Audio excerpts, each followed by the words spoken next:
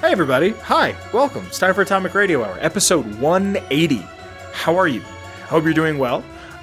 It's episode 180. I don't know about you, but 180 is just a really, really nice number. It's a full turn on a skateboard or a snowboard, some skis, pretty much just moving. Rotation, 180 degrees. Kind of fitting in a weird way, because I feel like we're very different at this point from where we started. The show was 2 people in audio, and now it's 1.5 people in video. And I say 1.5 because Kyle's usually here, but he's not always here. Kyle, you want to say hi quick? Hello. I never leave. He never leaves, but he's never not here. Yeah. Does that make sense? So yeah, we're in a different place. We're about to go into a new year. Christmas time is upon us. The new year is coming too. It's always it's a fun time of year. I hope you're doing well. I hope things are good on your end. Got some things to talk about today. Got some lore as usual. Some very exciting news though. Kyle, if you want to pop in real quick. Yep. I'd like to talk about this Sonic the movie, the trailer. How do you feel about this trailer? Woo. Oh boy. Now, you and I watched it together live. Uh-huh. And when we watched it together live, we did it in the Discord, but nobody popped in. You got my genuine reaction. I got your genuine reaction. Yes. How do you feel? How would you describe your genuine reaction when you were watching? Excited. Super excited. Just how good it looks. Mm. You Good. know, just, What do you mean by good? just how, like, on point we got everything, you know what I mean? Like, yeah, that's Sonic, that's Tails, that's Knuckles. Yeah. Oh, we understand what that scene is, you know? I mean, we can say the scenes. It's not like it's a trailer. Yeah. It's also the Sonic movie. It's not Citizen Kane 2 Electric Boogaloo. Like, we saw the Master Emerald, we knew right away what that was, and like the snowboarding and like and Mystic Ruins. Seeing Mystic, the trailer. I'm not even gonna lie. That shit had me crying in the club, dude. I can, oh my god. Confirm. No, but it wasn't even like it had me overwhelmed. I like couldn't like. I was out for like a good 10 minutes. Kyle's like excited, like, yo, the new Wonder Woman game. And I'm like, Kyle, my childhood is being put into a movie. I was like, give me a minute. Like, I tweeted about it. I might put a tweet on screen. It might be here somewhere. I don't know. It was like something like the Sonic movie trailer 2 has me feeling like it's 2002 again, and I'm booting up my GameCube on Christmas Day to play Sonic Adventure. Like, it just fucking felt right. Everything about it. The only thing, genuinely, Kyle, the only thing that is missing so far from these movies are Chow. Chow, yeah. And I really am surprised that they haven't tried to market the Chow in the trailer so they could be like the Baby Yoda or like the Minions or the Porgs from Star Wars. Everything's Star Wars right now. Right. But like, you know what I mean? Yeah. Like they didn't try to make a marketing thing out of it, which I would buy a Chow plush now, yesterday. I'd have 3 of them. Like, I don't even like plushes. I'm more of an action figure guy. Make a Chow plush. Dude, imagine how cool a Pop Funko of a Chow would be. That'd be cool. It would be perfect. The big eyes, the stylized head and body. It'd be oh my god. I'd probably buy 3 of. And I would kind of keep them in a corner. Oh god. I'm so excited for this movie. I'm just excited for this movie. I have an idea of where it's going to go. I don't know where it's going to go because I didn't work on the film. But like, you could just tell when Ben Schwartz came on stage at the Game Awards, they were having a great time. Oh yeah. Like, he just knows that he's just kind of in something that's fun. I mean, I think he's a comic actor, but I don't know if he's a comedian. So I'm assuming he knows how to like just be on a stage and have a good time regardless. Cause did you ever watch Parks and Rec? Yeah. I like his character in Parks and Rec. Can't think of his name. I can think of his sister's name, his fake sister in the show's name, Mona Lisa. And their dad is Henry Winkler, the Fonz. But I cannot think of his name. Giancarlo? I think so. Cool. And he's arguably the best character in that show. Like, cameo characters. Retta is the best character. I can't think of her name. Treat yourself, woman. I don't know her name. It's been a very long time since I've watched Parks. This movie looks great. And I'm never excited for movies. I don't even normally watch trailers, but this was the exception. I don't even get excited for games. Very rarely. There is a game that I'm excited about that we're going to talk about shortly, and it seems real. But I'm very excited for the Sonic movie. I'm happy you are, Kyle. I wish that we could watch it together. It comes out in April, right? I don't plan on being home in April. We have to watch it together at some point, though. True. Yeah. Like, next time I come home, we have to sit down and be like, Kyle, Sonic 2 now. So, Game Awards... Game Awards is fine. We're going to talk about it. Papa's going to pop in, and we're going to talk about it a little bit towards the end. Game Awards is fine. For me, it felt like, and I'll probably say this again later, it felt like that it kind of ended, and I was like, all right, well, the Sonic trailer happened, and then I didn't really mind everything else. But this was something that I thought was really interesting from Tom Henderson on Twitter. Bully 2 was expected as a potential surprise revealed at the Game Awards last week after some people have been shown some material alluding to a reveal soon. Information is a bit blurry at the moment, but I have to be quite vague here, but if I hear more, I'll report on it. And this is from Okami Games. It says an upcoming story on Bully 2 is being teased on by one of the senior editors at Game Informer. Now, there was a Swegta video that I watched, and I love Swegta stuff. I don't know if this is wrong for me to say, but at one point in time, I was talking to Swegta on Twitter a little bit, and I wanted to have Swegta on because the previous host, Olive, was a very big fan of Bully, and so was I. And I mean, just doom doom doom doom doom doom doom doom doom doom doom doom. There's actually a Paul Barman song. This is a tangent that I'm like 95% sure is a sample of the Bully soundtrack. It's just if it's not, I'm surprised. We were talking a little bit. I wanted to have Swegta on the show. Swegta, I'm pretty sure, lives in Sweden, a Nordic country, and if it's not Sweden, it's a Nordic country, and the schedules didn't work. We didn't really talk all that much, to be honest, either. But if you want to know anything about Bully 2, Swegta's channel is the channel to go to. And I'm just excited to see this game kind of happen, to see something pop up. Every few years it seemed like something was going to happen, or we heard something about this, or we heard something about that. Red Dead 2 has a lasso system, the rope system in it, that apparently was taken from like a really early version of Bully 2 that got scrapped, and then they put it into there, and I could only assume it was going to be something like jump rope, and you could like use jump rope to tie people up. I think Bully 2 happening today is perfect. We could talk about how social media affects kids. There's actually a podcast called Behind the Bastards, and they did one recently, and I'm sorry that I don't know the name, about Instagram and how Instagram affects people, and Zuckerberg, and how he knows like that kids, it was something like child/teen suicide rates or thoughts of suicide had spiked because of Instagram. Also, Instagram is a very different place than it used to be. But I think it's real. It could be neat to explore like what Twitter does in a school system, what Instagram does to kids at that level. Facebook, we're going to look at like, Facebook is a 35 and older club at this point. And then talk about like mental illness in school, talk about bullying, talk about class structure, talk about money, talk about poverty, talk about how kind of being in school doesn't really get you ready for the real world, the quote unquote real world, but like you pretend it does. And then you hit an age where you're like, I guess nobody knows what's going on. It's not just me. Cool.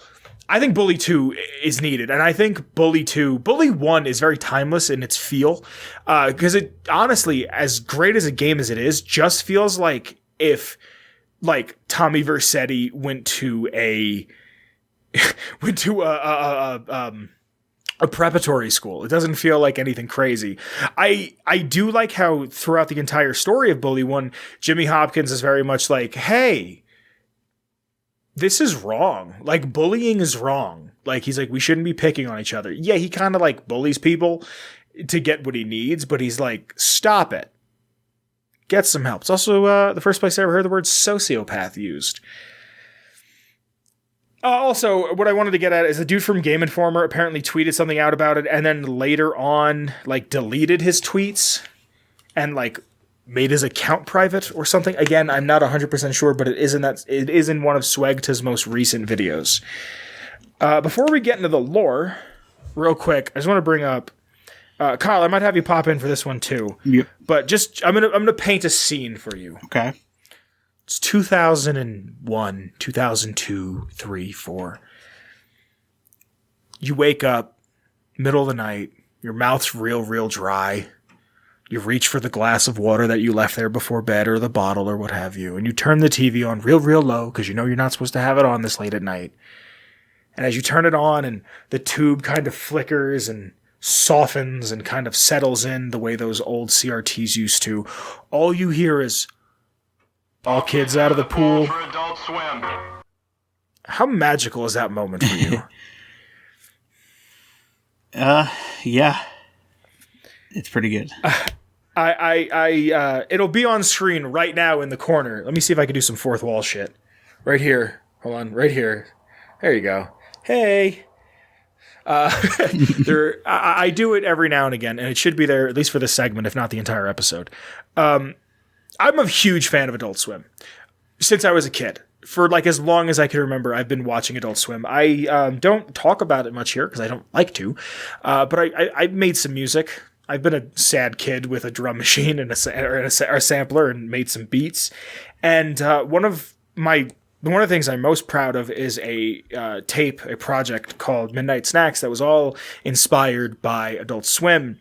And just today, actually, before I was recording while I was cooking, I just looked up like the original bumpers from the early 2000s and like the song Pool. I don't know if it's actually called 2001 Pools, but that's what I look up and find it.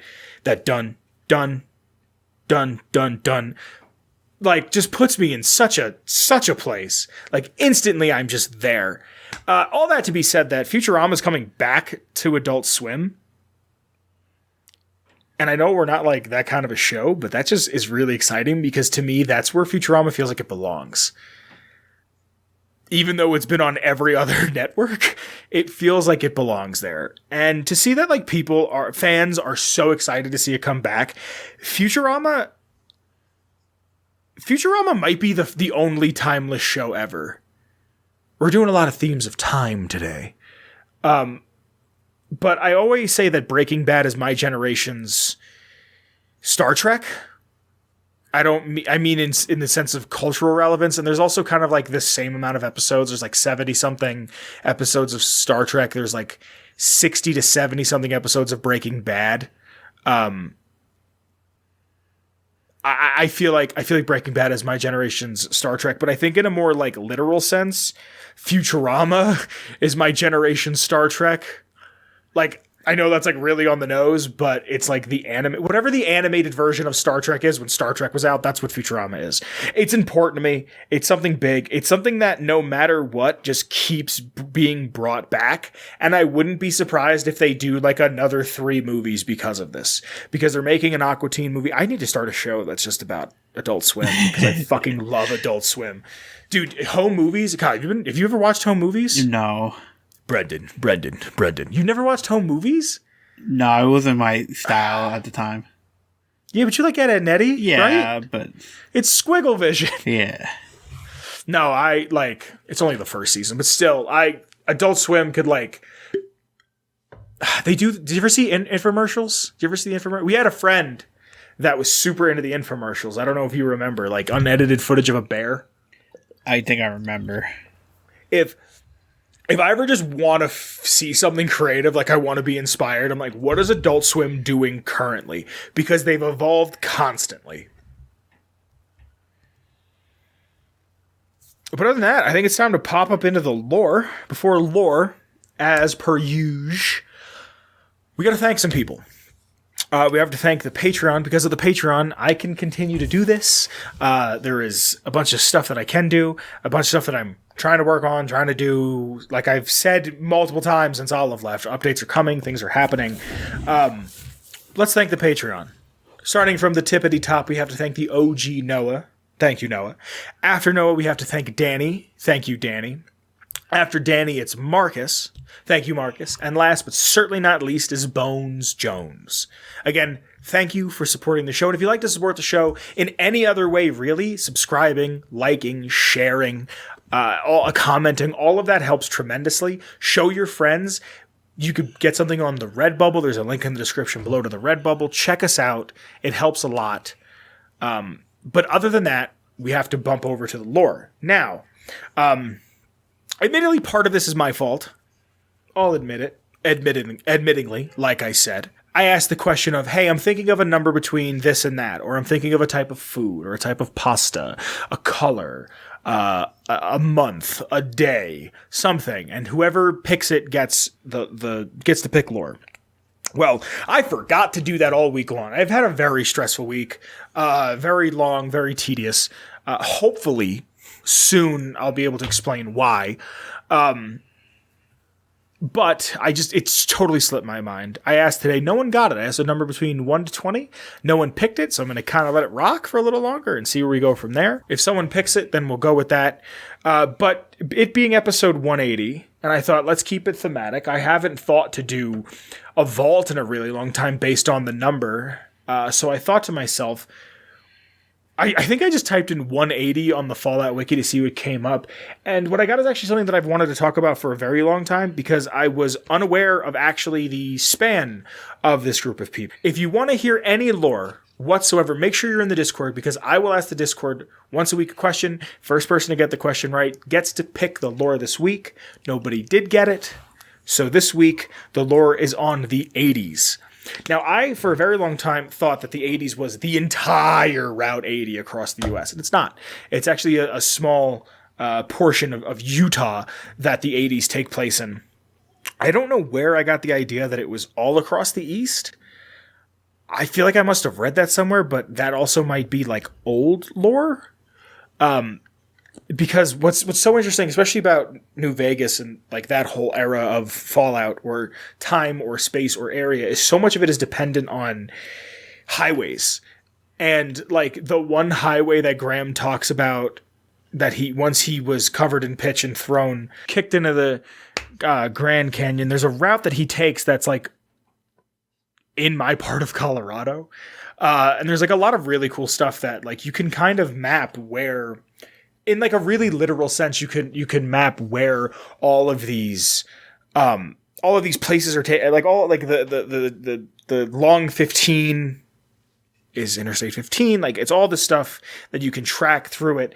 There's a lot of really cool things about Colorado and Fallout, actually, that like the part of Colorado I live in is supposed to be a huge Brotherhood of Steel base, which is super fucking tight. And I didn't know that's like got here, but the 80s are a gang that are predominantly within Utah, a tribe of raiders in North Nevada, not far from the Great Salt Lake. The 80s territories borders that of the Whitelegs. They are much feared because they seem to be able to cover large areas with very few men. They're really talked about as if they are this just brutal force. I'll read the exact quote off the wiki in a moment, but there's a thing where they tell a caravaner, "You're not worth my bullets," pretty much. Stella, I believe her name is. Again, like I said, I'll read it off the wiki. I'd like to see a game based around the 80s just to see how ruthless and just uninterested they are with violence. Like, I kind of imagine Alex DeLarge from A Clockwork Orange, but not enjoying it. Just doing it because it is a task to be done. Almost like the Legion, but without serving the Great Mars. The 80s are mostly known for raiding frontier towns and kidnapping people. This is what I love about them, in the sense of like the lore and the world building. At the end of the events of Honest Hearts, minor spoilers for Honest Hearts if you haven't played, Salt Upon Wounds is spared. If Salt Upon Wounds is spared, the 80s will capture the Great Salt Lake from the Whitelegs. You know. If Salt Upon Wounds is killed, the 80s absolutely decimate the remainder of the Whitelegs. No matter what, the remaining tribes of Zion join forces to drive the 80s away from Highway 50 in Utah, which then open new trade routes for the Happy Trails Caravan Company. Now, there really is only the mention of the 80s in New Vegas. Stella mentions that in the past, a group of raiders abducted and killed 2 working girls from Caliente. She says that if the 80s wanted her and her town members dead, they would have killed them, and guessed that the raiders didn't think they were worth trouble. So that to me sounds like a dead hooker in the trunk kind of situation. I don't know. Wasn't there. Couldn't say. But still. The Courier can say things like, I haven't been through Utah recently. What's the situation like? And Jed Masterson will say, you got raiders all over the damn place. Tribes of degenerates that'll eat you as soon as they look at you. Regional warlords. The works. Not too many decent places to stop and trade. New Canaan's one of the only places left I know about. And the Courier can reply with, tell me about the raiders. And Jed will say, they're about what you'd expect. Crazy, jacked up on chems, violent as hell, and not too bright. The worst are the 80s, but we won't be passing through their turf on this run. So the Courier can then say, were the 80s a gang or a tribe? And Stella say, what's the difference? Raiders is raiders. That's a great line. Raiders is raiders. Bunch of them swept into town and dragged off 2 working girls. Deputies and me gave pursuit straight into 80s territory. By the time we caught up with the girls, there wasn't much left of them, so we turned for home, made it back to Caliente without further losses. But we was watched the whole way. Never saw so few people cover so much land. Goddamn creepy. If the 80s would have killed us, we would have been dead. If they wanted to kill us, we would have been dead. Guess they figured we weren't worth the troubles. The Honest Heart's ending, I'm just going to read these quick because this is just from the end of the game, really. Honest Heart's ending. Demoralized by the dead horses and the sorrows, attack the Courier and Joshua Graham led against them. The Whitelegs retaliated to the Great Salt Lake. Their days were numbered. Word soon reached the 80s tribes that the Whiteleg spirit was broken, their war chief a dim shadow of his former self by the year's end. The 80s would overrun the Whitelegs camp, scattering the tribe to the winds and claiming the Great Salt Lake for their own. The second ending, Joshua Graham's chilling execution of Salt Upon Wounds seared it into their minds. The surviving Whitelegs retreated to the Great Salt Lake, unable to shake the memory of their brutal defeat and the dead horse's savagery in battle. The Whitelegs feared further reprisal. They fled north out of Utah into Wyoming. The wilderness was harsh, and the first winter claimed half of the tribe. When spring came, the survivors parted way in small bands, and so the Whitelegs died a quiet, ignominious death. And then the third ending, the Happy Trails for the Happy Trails Company, the defeat of the Whitelegs in Zion marked the turning point for the fortunes of the Happy Trails Caravan Company. Every 2 months, the caravan would meet the New Canaanites in Zion Valley to trade. Happy Trails soon returned to prosperity. The vigilance of the sorrows and the dead horses in defending southwest Utah, initially starting to the Happy Trails caravans, soon provided as a blessing, as the tribes united against the 80s, driving them back to Highway 50, and thus opening yet another trade route for the Happy Trails caravan. That's about it. I really kind of hope whatever happens with this Fallout show, we kind of get to see the 80s. We get to see the Great Salt Lake, maybe, even as just a concept. I think that's where the show will thrive, when we get to see kind of a raiding group. I hope it's not a vault. I hope it's not Brotherhood. I hope it's Wasteland people that don't know how to read. That's lore. All right, Papa. Would you like to come into my office once more? Sure. How are you? Not bad. We're going to do the quarterly review. You ready? Okay.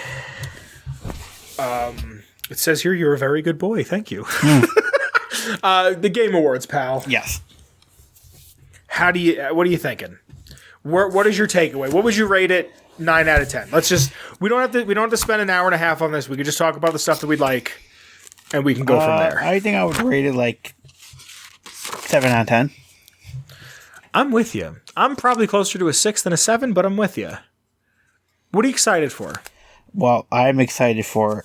I'm trying to find my list of like. Oh, that's right. You have notes. While you find that, I will give my gripes and grievances real quick. I will never forgive Jeff Keighley for the rest of my life because he made me sit through an Imagine Dragons song. I mean, that's fine. Unexcusable.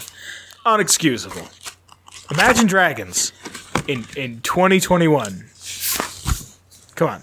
Radioactive? Thunder? I don't want to hear that shit. I don't want to hear the band that made that. That's really my only gripe. That and the show is just so long. This definitely not like in a bad way. Pretty long this year. Like, I was supposed to edit, like, while you and I were watching it, and I was just like, oh my god, end. Yeah. But, like, not, like, there is such a thing as too much of a good thing, and I was just like, this is dope. I like this. This time of year always gets me excited. We need to move forward. Mm-hmm. Real quick, do you have your list? Yes. Okay. Do you want to talk about who won Game of the Year now or after the list? Talk after the list. Okay. I'll bring up some memorable stuff that we kind of looked about. Evil West. Oh, that cowboy zombie demon game? Yeah. Super dope. I can't wait to play that. Super cool looking. We have a Nice Death, which is like side scrolling, like you play as a little Grim Reaper. Oh, that looks real good. Yeah. We got to talk about the games a little more because we can't assume that everybody has seen the Game Awards, you know? Let's see here. What else did we kind of like? I'm super excited about this new Wonder Woman game we're getting. Why? Are you like into the Wonder Woman lore? No, but it's being made by a studio I really like. Monolith Studios, who created the Shadow of War, Shadow of Mordor games. Yes. They're implementing the Nemesis system, which is not really something any other studio has been using. It's kind of their own thing, which I'm super excited about. Can't wait to see what that plays into in another like setting. Can I ask you a question quick? Just because I know you're big into the videos, James. You say that the Nemesis system, and my mind instantly went to how Sony Santa Monica like has the axe, like that axe technology. Mm-hmm. You know what I mean? Like that like how Thor's hammer comes back, and they hired that same dude to go work for Marvel. Yeah, but like, do you think that's going to be a thing? Do you think it's going to be a big thing with like companies that they're going to be like, hey, this is our unique thing. We own it. No, I guess, I don't know. Like, I can't really think of anything that somebody has. It's like, yeah, this is ours, except for like the Nemesis system. Like, I'd never seen anyone else implement it or use it. You know, It was only those games that had that. Cool. I don't know. I don't think. What else? A new Star Wars game called Eclipse. So I watched a couple streamers that watched the Game Awards, and the Star Wars thing came on, and then the company that was making it popped up, and they're like, "Oh my god, no!" And I was like, "Really? What is this company?" I looked it up, and it's I'm going to get it wrong. It's David Fincher's games. Oh, is David Cage. David Cage game. Yeah, that's the David Cage studio. He's the dude who makes Life is Strange. No, he made Heavy Rain, Beyond, and I'm sorry, you're correct. Detroit. Yes. Which Detroit I enjoyed. Jason. I enjoyed a lot. Detroit was really good. I didn't play it. I watched some playthroughs of it. It seems cool. It doesn't seem like my kind. It doesn't seem like my kind of game. Because I was telling somebody today, everybody who loves Halo 2, cover your ears. But Kyle, you and I have been playing Halo 2. Yeah, I think it's very overrated. I'm not having a good time. I just don't see why everyone praises Halo 2 as this like be all end all. You know what I'm saying? Yeah. I'm not saying it's not a fun time. But that's kind of like, so the point I'm getting at with that is like, I'm there for the story, and I'm enjoying the lore of Fallout 2 or Fallout 2, Halo 2. But David Cage games seem like they're just all story and not really any gameplay, which is fine. They have those Matrix experience things, and like there's a Radiohead one too. I don't know. I don't have any interest in playing them. They seem neat though. I would say they're story, but they mix in like the kind of Telltale-esque stuff of like, you have this choice. Oh, you mess up the choice, the character's dead, you know? Yeah, live with it. So that's Star Wars game, and then my favorite, the big thing for me was Alan Wake 2. Oh, Kyle, you know what? I'm so happy I got to be there to like experience it with you, because you've been the biggest champion of Alan Wake since it came out. Is that like your top 5? Games? I mean, all of my games are top 5, so. Yeah, I remember you telling me that you played Alan Wake one summer for school instead of reading a book because it was based on a book. No, well, I read the book, and the book had like you did. a better ending, explaining of the ending. The book I didn't read but play the game for was Assassin's Creed 2, which I wrote a book report on. It was basically the same thing as the book. Yeah. But yeah, I read the book. They talked to Sam Lake about it. It's been 10 years. Yeah. And it's going to be the Remedy's first true survival horror. To explain how excited Kyle was for this, Kyle does not have a mean bone in his body. Kyle has never been anything but kind to me. Kyle shushed me during the trailer. That's how excited he was. Because they're showing it, and I was like, because Alan Wake was whispering, so it's like, all right, hold on, I can't hear the voice. It's quiet because he's whispering. Like the voice will give it away for me, and it gave it away for me. And I wasn't even saying anything. I was like, oh, this looks neat. Or I said like, oh, that's New York or something. And Kyle goes, shh. When they switched to Bright Falls, I knew. Really? Yeah. Is Alan Wake on Game Pass? I have a feeling it's on Game Pass. Because I know like the DLC is on Game Pass. That's not a DLC. Maybe it's not? I thought it was. I think the original is. I don't think the remasters are. The remaster is. I don't need to play the remaster. I mean, it looks. Yeah, I would recommend the remaster than the original. Let's be really? Honest. It didn't. You know, it didn't carry over through the ages. You know, the graphics. You don't think it has a certain charm to it though? It does, but like they did a good job. You know, in the remaster. Okay. Yeah, it wasn't. They did have a DLC, which is included. But then they made a sequel, which was an Xbox arcade game. That's what's on Game Pass that I know for certain. American Nightmare. Cool. Maybe I'll play. Do I need to play the first one to understand that one? A little bit. Okay. That's a different atmosphere to it because it was an Xbox arcade game, so. This is Alan Wake is one of those games that like, you know, everybody has like games that you associate with them or songs or like a movie that you associate with somebody. I always associate you with like Mass Effect, Assassin's Creed, obviously. Alan Wake, like Alan Wake has always been, I always just see you as like Alan Wake's champion. Always. Yeah. What else I would recommend if you ever want to get into Alan Wake, or if you're a big fan of Twin Peaks, then definitely check that out. I have to watch Twin Peaks. You know what? I need a friend to like sit down and be like, hey, every... Yeah? Yeah, because it's just like, it's not good, but it's not like, it's bad to be good. You know what I mean? It's like over that's what being like, a Fallout fan feels like right now. It's not good, but I love it. Yeah, it's like it's like that thing of like, all right, it's kind of, they're supposed to be almost like 50s kids, you know, like they're like in the 50s almost. Yeah, and they're over dramatic. You know, it's filmed. They're like, oh, they're crying, and it just gets weird. And yeah, it is just like enjoyable to just watch that and stuff like that. But. Maybe we should do that, Kyle. Maybe in the new year. How many episodes is it? I have to see, but we're not watching. I don't. Season 3 is not good, in my opinion. Maybe once a week we could sit down and watch an episode. Because they had. You ever seen the? What's up? No, I was gonna say they had 2 seasons and then it got canceled. David Lynch is the creator. Yeah. And then Have you ever seen any of his movies? no, I always wanted Neither to have watch I. Me too.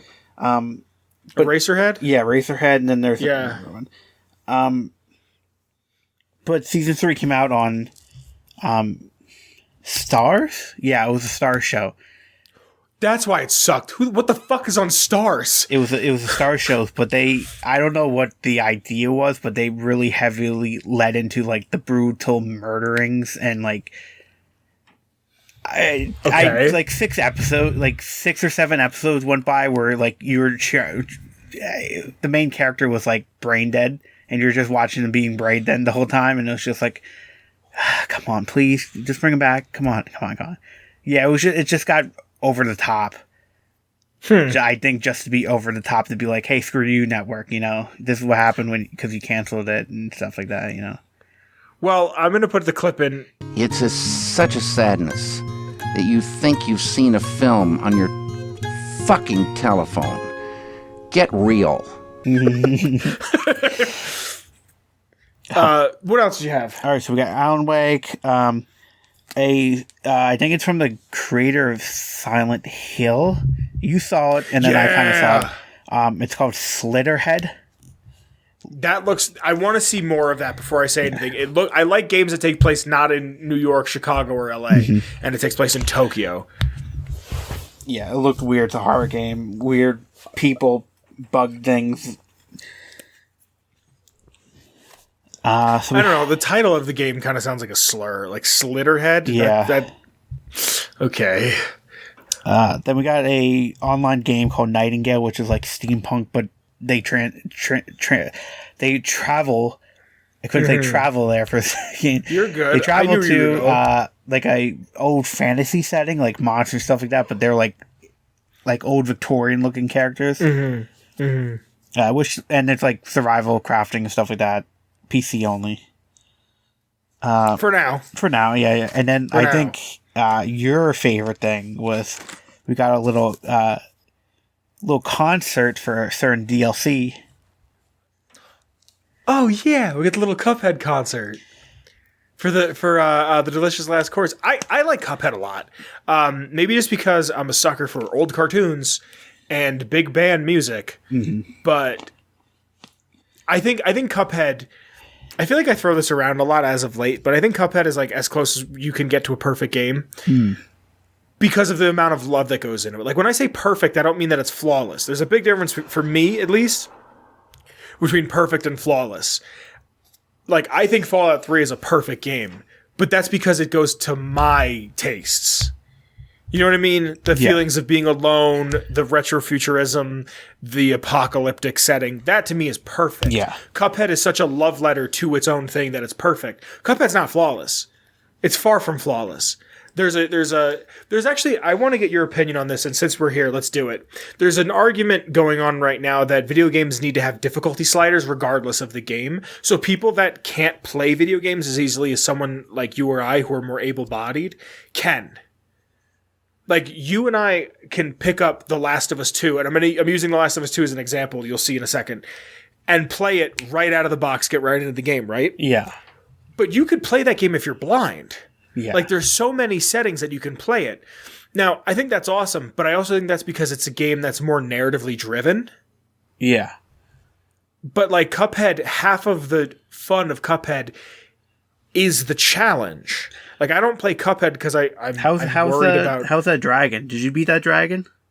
No, I did. I finally did. Go fuck yourself. I beat it one time. My first yeah, fuck you. I have a Dude, I had Olive come over and help me. I could not grim match I remember you texting me and go, "No, stupid dragon." I was like, I just beat it in my first try. Yeah, but didn't you have a hard time on the clown? Yeah, but then I beat it.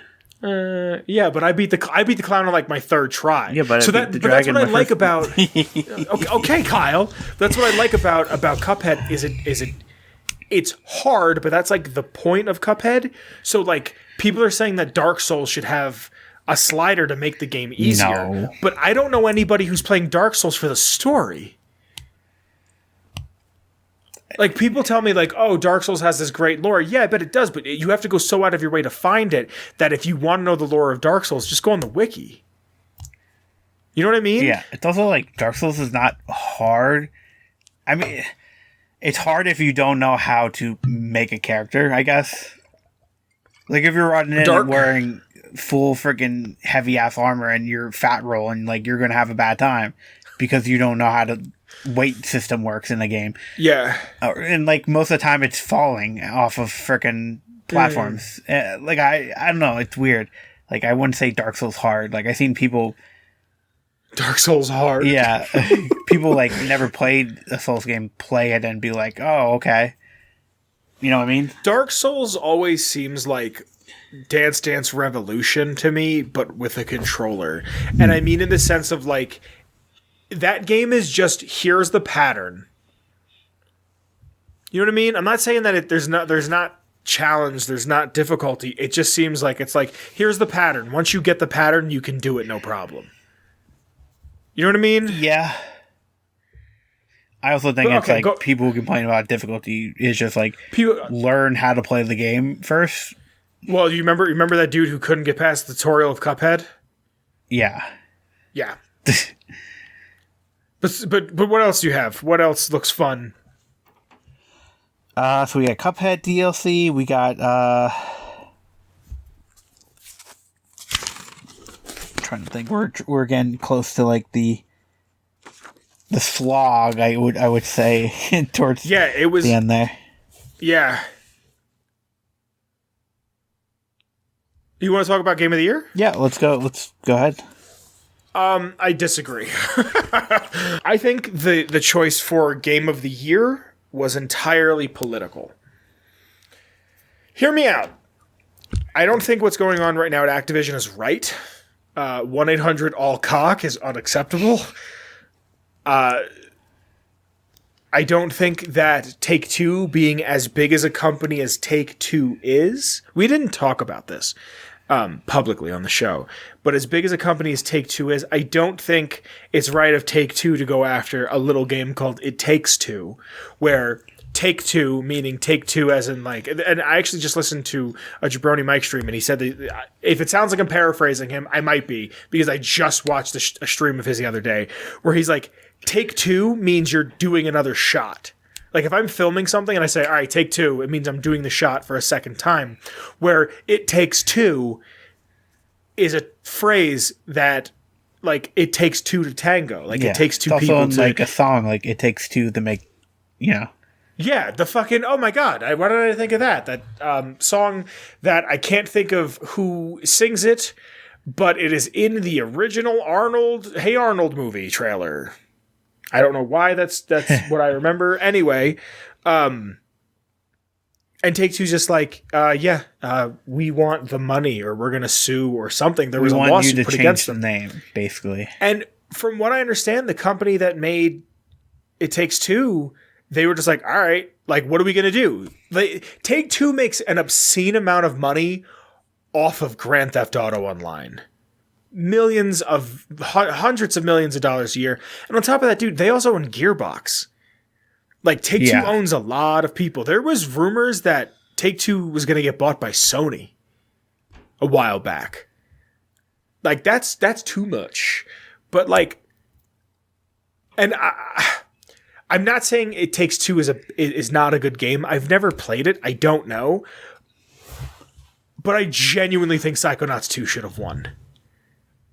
And I'm not just saying that because that's pretty much my Game of the Year at this point. I'm not even going to lie. I really didn't play that much. And I haven't played Infinite's campaign yet as of this recording. But, like, it's a game that came back 10 years after. No, more? 2004? 10 to 15 years after its initial release date, was mostly crowdfunded until Microsoft bought Double Fine to, like... The entire game, we live in 2020. We're about to be 2022, right? And if the number one thing that I feel like is being talked about amongst people my age and younger is our mental health and how it affects how we act, how we talk, and and to me it's very important. I think everybody should go to therapy. I do my best to talk about therapy openly, to destigmatize it, because people don't go to therapy because they're crazy or they're not adjusted. People go to therapy because they want to talk about their problems. And I feel like Psychonauts does a great job at that. Now, I have not played It Takes Two. They might do that in that game. They might explore a bunch of issues that I don't know about. But the fact that Psychonauts 2 opens up with, this is a game about empathy and learning. Yeah, I think It And Takes if Two. you have... Sorry? I think from the beginning and like playing it, I think it delves deep into like divorcing parents and how that affects their child. Fun fact, Kyle, parents divorcing joke has never not been funny. I know I just made this whole thing about mental illness and how we should take it seriously, but if somebody looks at me and goes, if someone looks at me at work and goes, I'm leaving and I'm not taking the kids, I lose my shit. It's so funny to me. Maybe because I think marriage is a joke, but like, I get it. But the point I'm getting at is it being political is I feel like the way the show opened up with Jeff Keighley saying, hey, we shouldn't tolerate this in our community of video games. The way the show opens up is great. The way Jeff Keighley says we shouldn't accept this. People are being taken advantage of with Blizzard and Activision, allegedly. And I'm only saying allegedly because I don't want to be... I mean, I wouldn't, but you know, it's fucking America and we're weird. But these people are being taken advantage of. The Cosby Room, 1-800-ALL-COCK. Like, it's unacceptable. Like, people just want to work and do their job and make art and do shit. But the fact that Jeff Keighley never said names bothers me. Say the name. Say what is currently... You don't even have to say. The allegations that are going on currently at Activision Blizzard are unacceptable. Right there, he said allegations. He didn't say what is happening at Blizzard Activision. And that's why I think they gave It Takes Two. Because of what Take-Two is doing. And they're trying to show that you can't bully people. I don't know if it's a good game or not. I've never played it. I can't say it. But Psychonauts 2 struck a chord with me in a way that a game since The Last of Us 2 hasn't. And I think that's what I'm looking for in games. I want to know how you feel about this, Kyle. Do you think what I'm saying has any merit to it? I could see it. I could see it as them, like, doing that. I also only played a little bit of it. I mean, we also can play because it's on Xbox Game Pass, so if we ever want to play it, we can play it. We should. Like, honestly, we should. Because if we won Game of the Year... check it out, you know. You know, not to cut you off, but, like... I once read something that this couple every week they would watch a movie together on like a Friday, and they were watching every single movie that won Best Picture at the Oscars. So they had like almost 100 movies to watch. Like, why not play every game that's Game of the Year? Yeah. Sorry, but go on.